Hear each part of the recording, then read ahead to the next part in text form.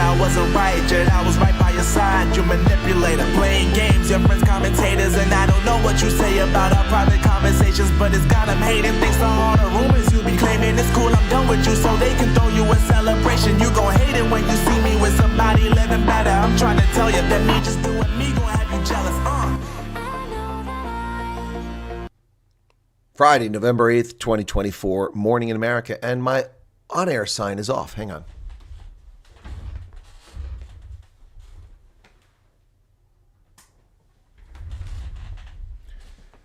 Was busy using Zoom to record my previous video and had that light off. Welcome back, ladies and gentlemen, and once again, you're here with the GOAT, the greatest of all time, right up there on the shelf and sitting here in the chair in front of you. Welcome back to our program. How is this sound quality? How is this? Sounds pretty good to me. I re-plugged it in while Giselle was playing. That, of course, was Giselle with Boerjol, a very popular song in South Africa. You can't fix stupid, but you can vote it out. South Africans made an honest attempt to do that, an earnest attempt. They fell short. The ANC still is in government. The Botswana did that job, getting the BDP out of power after decades of rule. A party that once deserved its place ruling in Botswana, but no longer does, courtesy of Mokwetsi Eric Masisi. And then, of course, we have here in America, we've just thrown the bums out, and not enough of them, though, but we've got the key one out. We got the pretender-in-chief. She's gone, the has-been. Welcome back to the program Friday, folks. It's an early broadcast. I have Bribe Brews on tap. Would like to have done it yesterday, but I recorded my program on Retardistan with Byron yesterday, so wasn't able to do Bribe Brews. We're doing Bribe Brews today on a Friday, and the reason I'm doing the news now is I didn't want to disrupt his schedule since it was short notice, so I don't want to have him stay too late because he stays at work to do this normally. I don't want to have to get home late to the family. So we're doing Bribe Brews after this in about 40 minutes, and then I'll take a short break, and it's on to Rugby Ascendant, where Ireland hosts the All Blacks in a titanic clash at Aviva Stadium in Dublin this evening. So that'll be a late afternoon for me. I'm going to see if there's time to order some steamed crabs afterwards. All right, so let's say hello to everybody. Not a lot of people here because of the hour and the short notice, but thank you, the usual suspects. I feel like I'm watching Kaiser Sose. Thank you for being here. Allison Johnson, Dylan Combrick, Lee Lowe, me, and Alter Bridge are here. Welcome, everybody. Thanks for tuning in from all the way around the world, South Africa, the United States, and Australia at the moment. Really do appreciate you all being here. So let's get to the news. We're going to talk about Donald Trump. We're going to talk about the resistance that's already started in America. We talk about the lies of the political left, who talk about unity after calling Donald Trump the second coming of Adolf Hitler, calling Americans who vote for Donald Trump trash, garbage, calling us fascist, Nazis, misogynist, women haters, sexist. They're just sick, twisted individuals. None of that, of course, represents any of us.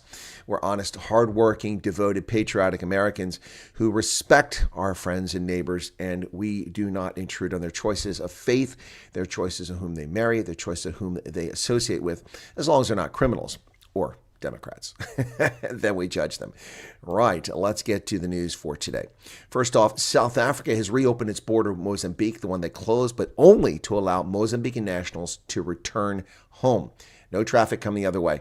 That is interesting to say the least, as things get bad in Mozambique. South African side of the Mozambique border has been open to allow Mozambican nationals in the country to head back home. It was reopened around 3 o'clock this afternoon after it was closed yesterday when immigration officers from the Ressano Garcia border post fled to South Africa. So the immigration officer, that's why they closed it. So the immigration officers manning the Mozambican border post fled to South Africa, presumably to claim political asylum. This is a partial reopening to allow the movement of people from South Africa to Mozambique. We are unable to indicate what will happen on the Mozambique side. The opening is only for Mozambicans head home and South African trucks returning home. Border Management Authority Chairperson Michael Massapato said today. He said border officials in Mozambique had told him their country was slowly stabilizing.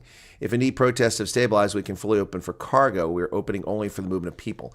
More to follow on that story, folks. Wow, that's crazy. I do not have a relationship with Jacob Zuma. It reminds me very much of the saying, once upon a time, I did not have sexual relations with that woman. Of course, he did have sexual relations with that woman as his semen appeared on her dress. What an embarrassment. Why are the Democrats always so embarrassing? The political scales involving Republicans are classic, things like, power grabs and financial. But the Democrats, it's always their schwanz that gets them in trouble. Mm-hmm. Yeah, I mean, look. You've got Bill Clinton with his schwanz getting him in trouble. Big Mike got her schwanz in trouble. I'm sorry, got Obama in trouble. I do not have a relationship with Jacob Zuma, says the tea-sipping Juju Malema.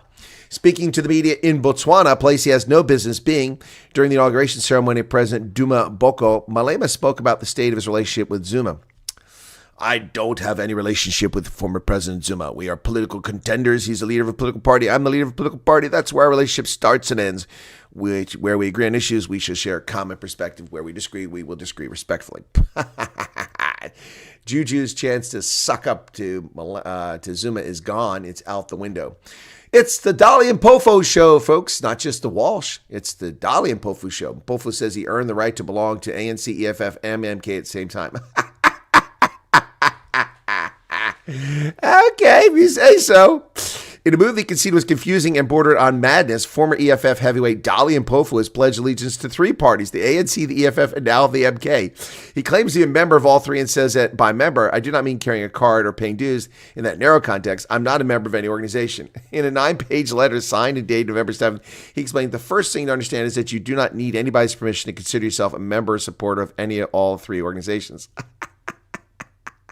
Dali Mpofu, the unqualified clown who's had himself admonished by judges in court because of his buffoonish performance as an advocate.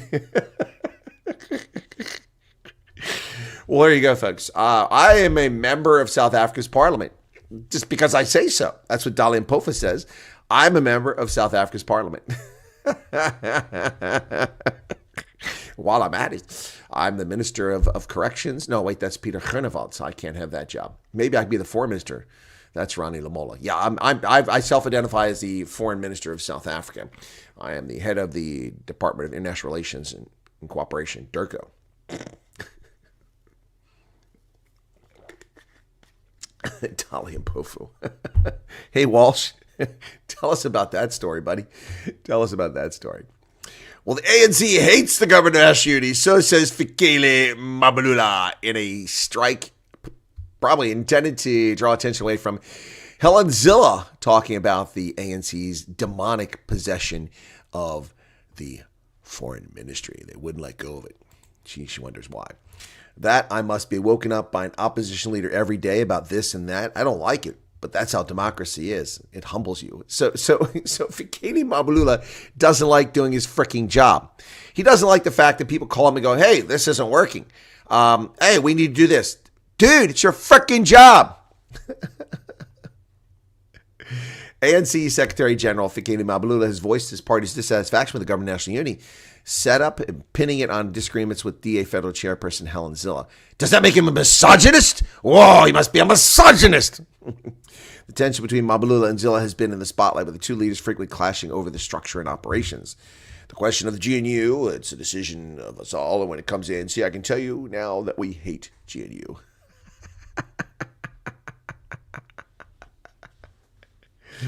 He says the ANC rejects the baseless claims by Zille regarding their alleged role in shaping South Africa's government. We view these claims not only as false, but deliberately misleading, aiming to distort historical facts and elevate the importance in national matters where they lack any foundational relevance.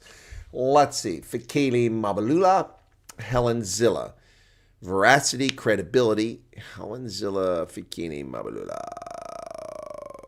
Sorry, Fikile. You got no credibility, brother. Good evening, folks. Emil Therrett, welcome to you. Well, Eskom is threatening to cut the power off to Johannesburg. Folks, get the coolers ready, get the ice ready. Make sure you got all those little ice packs fully frozen so you can stick them in the coolers to save your food and get ready to consume lots of food that perishes on short notice as Eskom threatens to turn the power off in Joburg. Power utility delivered notice of intent to interrupt power supply to the city of Johannesburg and city power at predetermined times of day. Wow. Thursday night, Eskom shared publicly that it has delivered a notice of intent to interrupt power to Johannesburg. The power utility said it would issue a public notice on November 8th, today, inviting all interested or affected parties to submit written representations, comments, and submissions indicating why Eskom should or should not proceed to interrupt electricity supply to the points mentioned in the notice. Ooh, things are getting dicey there in South Africa. Botswana's new president says it's a new dawn. A new day is dawn. Duma Boko is sworn in as Botswana's new president after his Umbrella for Democratic Change swept to a landslide victory. Boko praised the democratic process and his predecessors' statesmanship. No, Eric Masisi had no statesmanship. That's very kind of you. He took the oath in front of several thousand people in the National Stadium 9 days after his party crushed the Botswana Democratic Party at the ballot box. Boko's left-leaning UDC won 36 seats in parliament compared to just 4 for the conservative BDP, and a stunning reversal for the party that had ruled the diamond-rich Botswana since 1966. Of course, the reason the BDP lost is because they've lost contact with reality. They've lost touch with reality. They have become lazy, fat, privileged, entitled, wealthy, inept, and disconnected from the everyday life of Botswana. And it's a shame because the party had achieved so much over its decades until Eric Masisi came along and he pissed it all down the drain. Now the left leads in Botswana. Lesotho will ban the importation of bottled water, which makes sense given they have more water than they can ever use. In fact, they ship it to South Africa. Lesotho's National Assembly has passed a motion to ban the import of bottled water as part of a measure to promote local industry.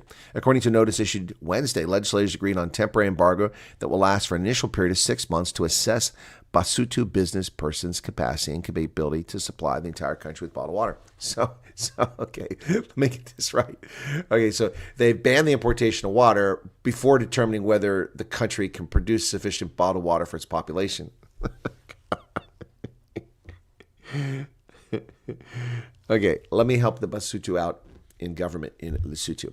1 + 1, this makes 2. 2 + 2, this makes 4. 3 + 3, this makes 6. 4 + 4, this makes 8. And 2 thumbs, that make 10. And you bunch of dumbasses. How about you do a study to determine whether the Basotho can actually deliver bottled water that the population needs before you shut the borders down. Dumbasses. Speaking of dumbasses, China, folks. China is struggling economically. We've talked about them trying to spike the economy. China moves to ease debt concerns, but again holds off on a stimulus. Investors' hopes for large-scale support for the economy were dashed after the anticipatory stock market surge in recent weeks. So the market surged, and then they didn't put the money in the market, so it's going to come crumbling back. China's top legislative body approved a $1.4 trillion package to help local governments swap some of their mounting off-balance debt sheets. But lawmakers disappointed many investors by not revealing new fiscal stimulus to revive an economy poised to face new headwinds in the impending return of Donald Trump. Donald Trump. I will vote for Donald Trump. And we did, and he won. It was a sweeping victory for Donald Trump. We're going to talk about that. But meantime, Trump will renew maximum pressure against the rogue terror theocratic state of Iran. Joe Biden chummied up to them, and look what happened. Thousands of people dead in Israel, women gang raped, executed, hands chopped off, heads beheaded, civilians murdered, children put in ovens by Hamas, courtesy of Joe Biden, who financed the events in Lebanon and in Gaza. Well, Donald Trump is going to turn up maximum pressure, so goes the story. Ties with Tehran, which sought to assassinate the president-elect, and former U.S. officials are likely to be even worse this time around. Oh, I think that things are going to get pretty chippy in Iran. Trump took the dim view of Iran during his first term, boarding the six-nation agreement with Tehran known as the Joint Comprehensive Plan of Action, which allowed Tehran to enrich uranium, but pretending not to make nuclear weapons. It was foolish, and we gave them a lot of money they shouldn't have had. Savage Daughter, good day to you. Israel will evacuate its citizens after anti-Semitic street attacks in Amsterdam. Violence with 5 people hospitalized, 62 people arrested is condemned by Dutch leaders anti-Semitic. Israel said it's sending planes to the Netherlands to evacuate citizens after street violence following a soccer game where Israeli fans were chased down and beaten in what leaders of both countries called anti-Semitic attacks. The violence followed police warnings of tensions ahead of the game. It couldn't be determined what set off the violence. At least 5 people were hospitalized. Anti-Semitic attacks have been on a rise in Jew-hating Europe in the past year, prompting warnings from Jewish community leaders. Several noted the symbolism of the Amsterdam violence coming close to the Kristallnacht on November 9th and 10th, when Nazis attacked Jewish people and property in 1938. There's no excuse for anti-Semitism behavior displayed last night by rioters who actively sought Israeli supporters. And of course, the anti-Semitic attacks took place because Arabs did it. You see the flag waving there. Wow. Wow. Attacking Jews in the streets. Anti-Semitic attacks on Israeli soccer fans bring shame to Amsterdam, according to the mayor of Amsterdam. And you can see who's attacking Jews right there. Look at that. Yeah, they're not Dutch. They're not Dutch. Why the fuck are they in the Netherlands? Israeli soccer fans were beaten and injured in violent clashes in Amsterdam, which Dutch authorities condemned. Dutch police said they launched a major investigation into multiple incidents involving the Europa League soccer game between Israel's Maccabi Tel Aviv and the Dutch side Ajax. Amsterdam Mayor Femke Halsema. Excuse me? Femke Halsema? Is that from the Zuider Zee? Is that a famous Dutch family I'm not familiar with? Femke Halsema. Said criminals on scooters searched the city in search of Maccabi supporters and hit-and-run attacks. Terrible moment for our city. Yeah, as Arabs, Muslims attacked Jews in the streets. Tensions have been rising lead up to Thursday night's match, with multiple social media videos showing fans chanting anti-Arab slurs, praising the Israeli military. Oh, well, did they bring it on themselves? Wow, saying F the Arabs. Other videos apparently filmed in Amsterdam show men ripping Palestinian flags off buildings. After the game, hundreds of Maccabi fans were ambushed and attacked in Amsterdam. Wow. The behavior of people on social media does not warrant attacking Jews in the streets. And the Jewish fans and their behavior was also apparently reprehensible here. Let's call them both out. Let's call them both out. Here's one Jewish fan beaten and lying unconscious on the streets of Amsterdam, being stomped on. Completely unacceptable and close contact with all parties involved, and have just spoken to Israeli Prime Minister Netanyahu by phone to stress that the perpetrators will be identified and persecuted. The situation in Amsterdam is calm once more. That's Dutch Prime Minister Dick Schoof, horrified by the anti-Semitic attacks. Palestinian flags running through the streets of Amsterdam. Why are these people in the Netherlands? Why are they there? Why are they there? Why are they in the UK? Why are they in Germany? Why are they here? You love Gaza so much, go back to it. Well, ladies and gentlemen, after lying to the world, Cackles Harris came out and said, hey, we're going to support and help the president in the transition and wish him very well. She's a lying sack of horse manure. We'll see if Joe Biden stands true to his word. He's going to have coffee with Trump or beer, whatever it is. Meantime, Cackles Harris has spread a memo, which has been leaked to the press. Harris campaign memo vows to protect Americans from the new Trump presidency. A Kamala Harris campaign memo sent to staffers after she conceded the election said there's still work to be done protecting America from Trump. The memo sent by Harris campaign chief Jen O'Malley Dillon said losing the race for the White House was unfathomably painful and hard, but thanked the staffers. This will take a long time to process, but the work of protecting America from the impacts of Trump presidency starts now. I know the vice president isn't finished in this fight, and I know the very people in this email are also going to be leaders in this collective mission. This is sabotage, subterfuge. This is treasonous conduct. We have the memo. It's time, once the Trump administration comes in, to begin investigations, issue a grand jury, and then begin the indictments and subpoenas for these criminals who seek to undermine the governance of the incoming president. Yeah. So this is what they do every time Democrats sabotage the incoming administration, whether it's simple juvenile things like taking the W's off the keyboards when Bush came in office, or it's what happened last time when the Obama administration scumbags intentionally undermined the transition by setting up a sting operation to spy on the Trump transition team illegally. None of those people have gone to jail with the FBI. James Comey still is a free man when he should be wearing a prison jumpsuit. And Peter Strzok, Lisa Page, the whole clown car show of treasonous bastards. Well, here are the current look of what's going on. Some sites have 213 races determined for Republicans. Most say 211 in the House. At the moment, we're still counting ballots in California and Arizona. And for some reason, they refuse to give Nevada and Arizona to Donald Trump, even though he's clearly won these two races. He's won both races with over 95% of the votes in, 96% in Nevada. Trump has an insurmountable lead of over 50,000 votes, leading by 4 percentage points. And they refuse to concede Nevada to Trump. putting him over 300, because that is a symbolic number that shows just how distasteful the Democrats are. In Arizona, Trump also has a 5-point lead. There's 6-point lead in Arizona with